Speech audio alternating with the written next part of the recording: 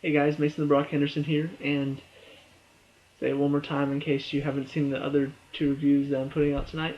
A little bit of sickness problem, sinus stuff, not feeling too well, so if I mess stuff up, that's probably why, even though I mess stuff up all the time. But this is Elementary, and really a good way to wrap up the night. I love the fact that Thursday nights are cooperating with me, because Monday nights do not, because I've got Gotham and Supergirl on at the same time. But this one, Bones at 8, Blacklist at 9, Elementary at 10. And this is actually the season premiere of season 4. And really, really good episode. Really good start to the season for a lot of reasons. Last season ended with, one of Holmes's old acquaintances, back from when he was using, kidnaps Alfredo, holds him hostage for the sake of kind of torturing Holmes and forcing him back into using, because instead of I had mixed feelings on this one, because on the one hand I was like, I really want this character to die because he was a total scumbag the first time you met him. But it's like Holmes tried to help him, and you really do understand his thinking, because characters like him are just totally emotionless, I guess. It's not the right word, but it's the best word I can think of at the moment. Their motivations are completely selfish. Um, Instead of doing the work that Holmes did, instead of putting himself up on that level, in his mind he thinks Holmes is no better than me, and so he tries to bring him down to his level by kidnapping Alfredo and torturing him and putting him close to heroin just so he'll use. And I mean, it is a great story to tell, because the first 3 seasons it seems like, there was a lot of, oh, is he about to use again? Is he about to? And it never seemed like he was going to use again. It always seems like he's going to rise above it. But this one, it ends with he used, and now his dad is coming back into town to deal with it. Um, and that's a great turn to take this story. Especially at this point, 3 seasons in, you've been doing kind of the same thing a bit for the first 3 seasons. Not that it was bad. I really did love the first 3 seasons, and part of that may be because I'm a Holmes junkie. I love mystery shows first of all, but Holmes is definitely one of my favorite characters, just as far as mystery novels, mystery shows go. He's always been a lot of fun, no matter how he's portrayed. A lot of Robert Downey Jr. in the movies was great. Benedict Cumberbatch in the BBC version of Sherlock is great, and Johnny Lee Miller is also really great. Different type of Holmes, but still one that I enjoy, and I like the different turns that they're taking Holmes. First of all, putting him in New York in modern day is very interesting. Um, Making it Joan Watson instead of John, which Lucy Liu is brilliant, by the way. Um, Making Moriarty and Irene Adler the same person, and making Moriarty a woman this time.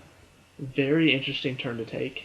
So, and I'm sorry if I should have said spoilers. My bad. Um, but very interesting turns that they're taking with their version of Sherlock, because they're not, they don't want to be bound to that. Like they could have very easily stuck with the same old formula, just put it in New York. But no, they turned it around a bit. The only time that the show really kind of I felt wasn't at its strongest was when Holmes's brother was involved, which I think was in season 2. Um, and just because Holmes didn't feel like Holmes, if that makes sense. Like, it felt like his brother was the one solving the mysteries, and he was just kind of along for the ride until the very end, when he kind of helps his brother out of the situation. But up until that point, it felt like he was not focused. It felt like he was behind on everything, and you didn't really get to see Holmes figuring stuff out. You saw his brother figuring everything out, and he was just kind of like 3 steps behind the whole time. You're just like, come on, like this isn't Sherlock Holmes. He's not acting like Sherlock Holmes right now. Um, but that's probably been the only weak part.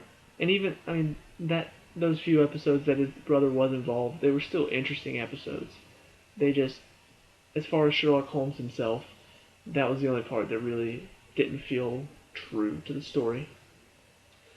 Um, but this season starts off well. You've got, first of all, Sherlock Holmes, his father, not showing up, just like he predicted. Uh, so that, but you see Watson kind of dealing with that.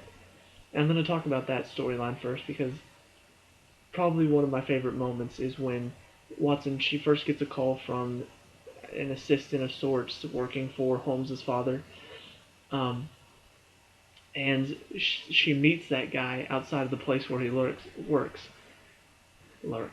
Um, she was actually lurking outside where he works, so that's, like I said, I'm not feeling well. Forgive me. But she meets him outside there. Obviously, she figured out where he works, what time he'll get out, and so he's like, "How did you find me?" And she kind of kind of threatens him a bit. You know, tell me where, tell him, give him a message from me, tell him this. And he's like, he's a very busy man. And she's like, well, Sherlock and I are busy too, but we still find time for this. And the guy, total douchebag, just, I, I can't imagine it would be a very busy time for a heroin addict. What does it take? The time to find the heroin? I imagine from there it's just aim and shoot. And you're just like, please hit this guy in the face. Please hit this guy. And it's one of those moments where in most TV shows probably would not hit the guy in the face and probably wouldn't even think about it. But she's just like, what's the hardest you've ever been hit? And it takes him by surprise for a second. He's like, what? It's a very simple question. How hard have you been hit? She said, give Mr. Holmes a message or I'll find you again. You're just like, go Watson. Like, I still wish she would have hit him, but it was still seeing him kind of be taken aback by how hard have you been hit? Just like, yeah, he deserves it. And at the end, obviously, his father, the last scene you see is his father showing up and saying, I've come to fix the mess that you created. Um, and that's the whole storyline with his father, pretty much. Um, but as far as the case that they're working on, very interesting case. A bit more Sherlock Holmes feeling. Like sometimes the cases in crime shows nowadays are very much cut and dry. Like there's a victim and you're looking for the killer, and it hardly ever goes beyond that. Sometimes it does, but most of the time that's how a majority of it works. Like even if there are plot twists involved that you're like, oh, this guy's the killer. That was a good twist.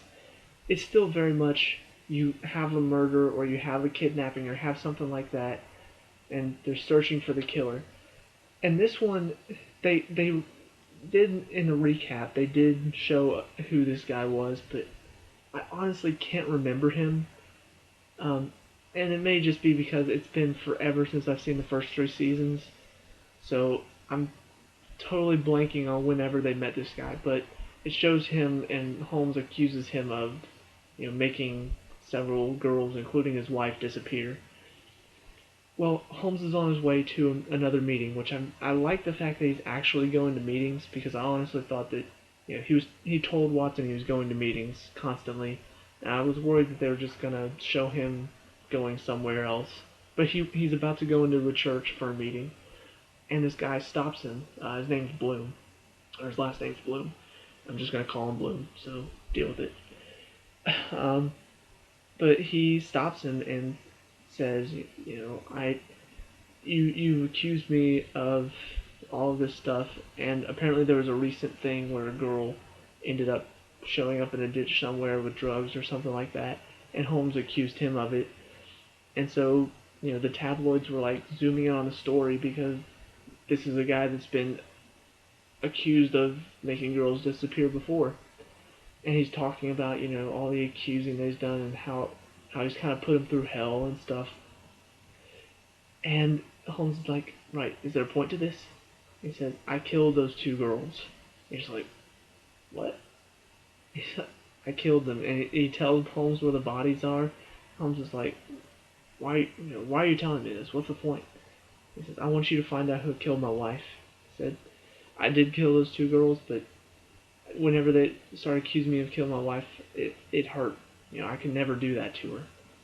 He's just like, wow, like that's, and then he pulls out a gun, and Holmes is like, what, are you going to use that to threaten me? He's like, no, this isn't for you. And you're like, no. Puts it to his chin, and yeah, that's how this episode starts. You have an opening where Holmes is like, he's looking at an very old case from like the 20s or whatever. He's got a couple of his friends, by friends I mean hookers, but he's got a couple of them like posing for the crime scene, and of course, it's mainly. I was really hoping he would solve that case because then it would actually have a bit of meaning, but the whole point is just for shock. It opens up with him, blood everywhere. He's got blood on his hands. There's a knife, and you're just like, and then somebody's phone goes off. He's like, "Whose is that?" And girl on the bed wakes up, and she's like, "It's mine." And he's like, explains the whole situation, how it's posed as the crime scene, and he never figures it out, which kind of disappoints me that they did that whole thing for shock. Like, I was really hoping he was actually about to solve it, because that would be awesome. But anyway, that's minor nitpick from the beginning. But that's, it opens with that, and then it shows him talking to, I think, yeah, no. No, it shows the captain coming by with some food, talking to Watson a bit about, what's been going on. Then Holmes comes by. She tells him about the captain visiting. He tells her that he's going to a meeting, and that's when all this happens, and that's how it starts.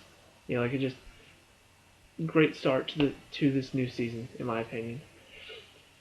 So the case, fairly interesting one. You find out that this guy's wife went missing around the same time that another girl went missing. You find out that they do have a connection. They knew each other when they were young. Their families were killed trying to cross the Mexican border. And there's a lot of stuff going on with the cartels.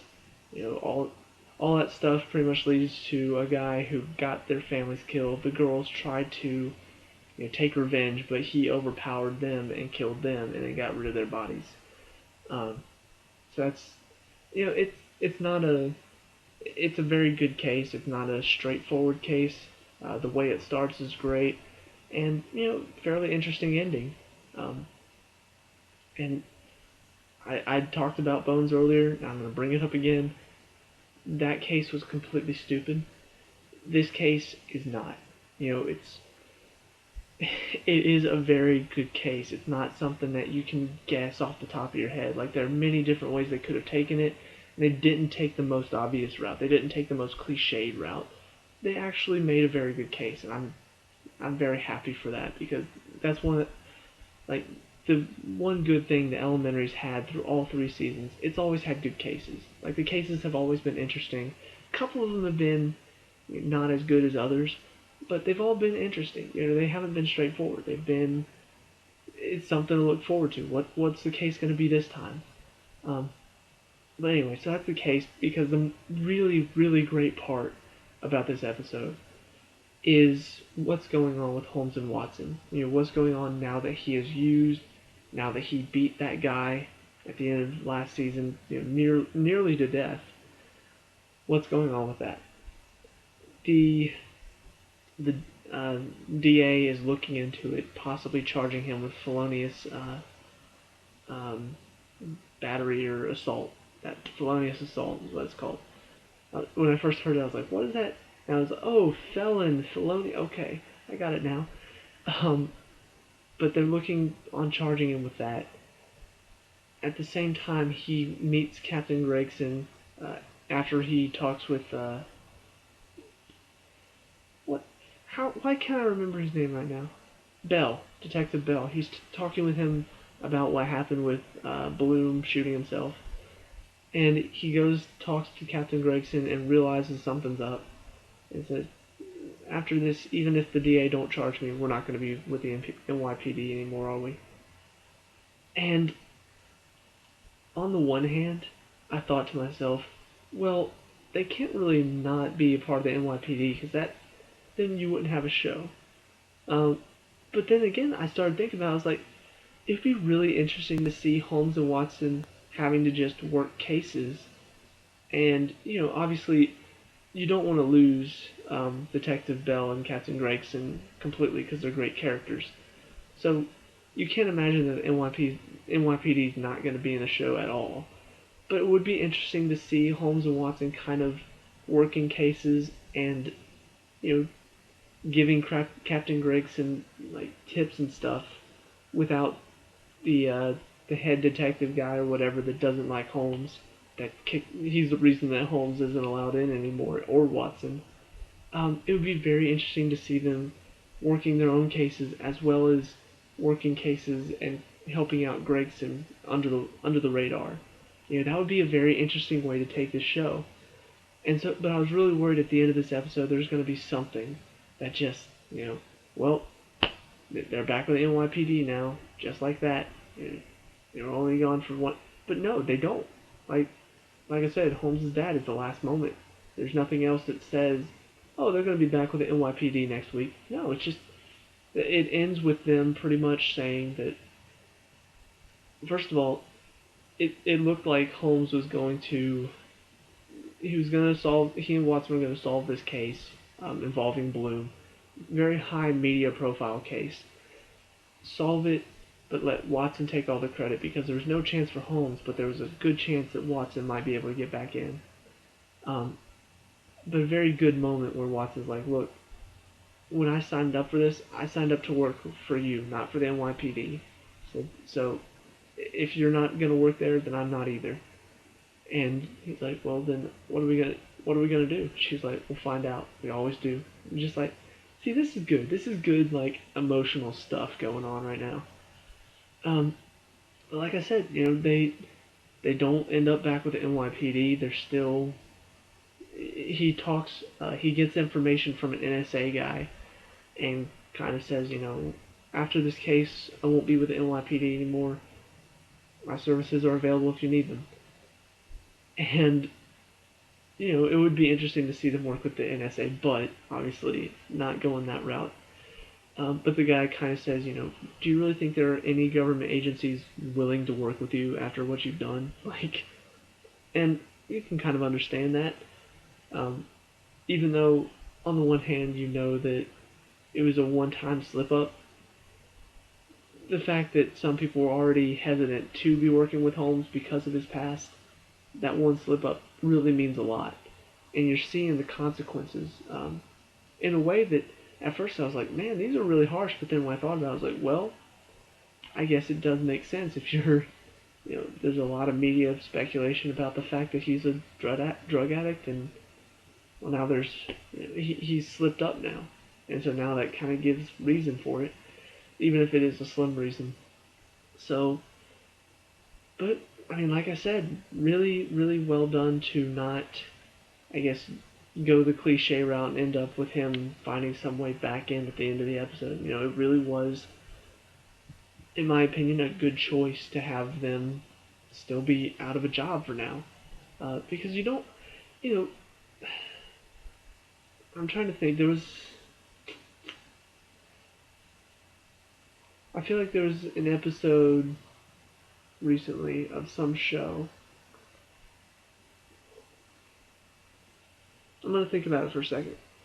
But it was something where it would have been interesting to see them take it one direction. Oh, of course. I just if you've watched any of these reviews before, I've occasionally talked about Avatar: The Last Airbender and how it's like great show, one of the best, easily the best cartoon show ever, and probably one of the best shows.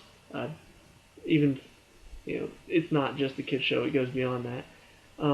But I missed Legend of Korra, when it came out, and I was kind of hesitant because, first of all, The Last Airbender, it was not the movie, TV show.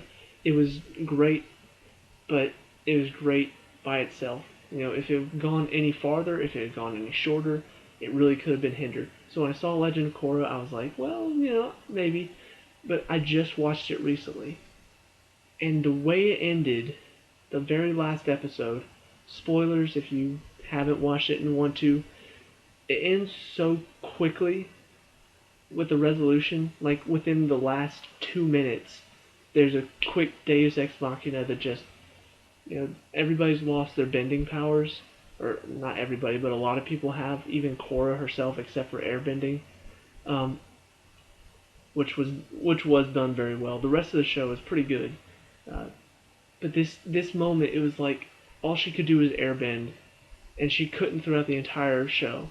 But this guy took away her bending, which opened up airbending for her. Um, and so Avatar Aang shows up, the older version of himself, and gives her bending back, and now she's able to give other people their bending back. And it was just so out of nowhere. Like, it was supposed to happen at a moment where she's at the lowest of her low, and she never really got there. She had just lost her powers. The guy that she had been going after the whole season suddenly pronounces the fact that he loves her, and so she's not anywhere close to the lowest of her low, and yet Aang shows up and gives her bending back, and she gives people their bending. It would have been very interesting to see what happens without, what do they do without their bending. Try to, first of all, they're trying to obviously figure out how to get it back, but show them kind of surviving without it, because that would be very interesting to do. But they were under restrictions. They thought they only had one season, so they wanted to resolve it, and unfortunately it ended very fast. But that's talking about that show. Correlation is, they could have done that with this episode. They could have had it where Holmes has some plan, and I thought they might do this because it's Sherlock Holmes, he does this a lot. He has some plan in place, and at the end of the episode, they're forced to get their jobs back. And that would have been it. But they didn't. They didn't. We're going to get to see Holmes and Watson working outside of law enforcement, working their own cases a bit, and see where this show goes from here. If they end up back with the NYPD next episode, I take it all back. I'm just kidding, most of it. They could do it cleverly next episode, but at least they gave it a one episode cushion to, you guys are fired. I'm glad. I'm glad it gives time for it to set in. It gives time for us to kind of realize that, well, this is Holmes and Watson without the NYPD. Let's see what happens. So, like I said, I'm excited to see what happens this season. The show was really good. This episode was really well done. Really setting up for an interesting season. Holmes' father's in the mix now, and I like how he shows up at the end and says, "I'm here to fix the mess you've made," and that's all you get. So it's setting up for a really good second episode with him. But I mean, that's pretty much it for this one. Good case, good characters, very good continuation on the story from the end of last season with the rehab. It's not showing Holmes just going straight back into it. He wants to change, and that's good to see. That's character growth. To see him from the beginning of the first season where he didn't want any help at all, now he actually is accepting help. He wants help. He's seeking out help, and that's good to see that he has grown. Because Sherlock Holmes is kind of arguably a character that hasn't changed much, as far as you think of when Sir Arthur Conan Doyle wrote those books all those many years ago. And obviously, new shows, new movies are coming out, and they have to start over. And they all do the same thing, where he doesn't want any help from anybody. He kind of a solo act. He always has, his Watson, but Watson is normally there just to kind of be a sounding board, and occasionally like a fighting partner, somebody to help him fight. And he's never really, that's one thing that I like that they've done with Watson in this one. Watson is his apprentice. She's learning a lot. She is becoming. Obviously, she's not as observant as Holmes, but she's still a good detective. You know, she's learning under Holmes. And I like the turn that they took with that. So, you know, this show has good characters, really, really good characters that are based on other characters but not the same. And I'm really glad that they're able to do that, and I'm excited to see where it goes from here. As far as this review is going nowhere else because that's it. This end of this review. And like I said, in the Bones review, I will get the Criminal Minds review out sometime this weekend. Whenever I, get to feeling a bit better and able to head over to my dad's house to watch it because that's where it's taped.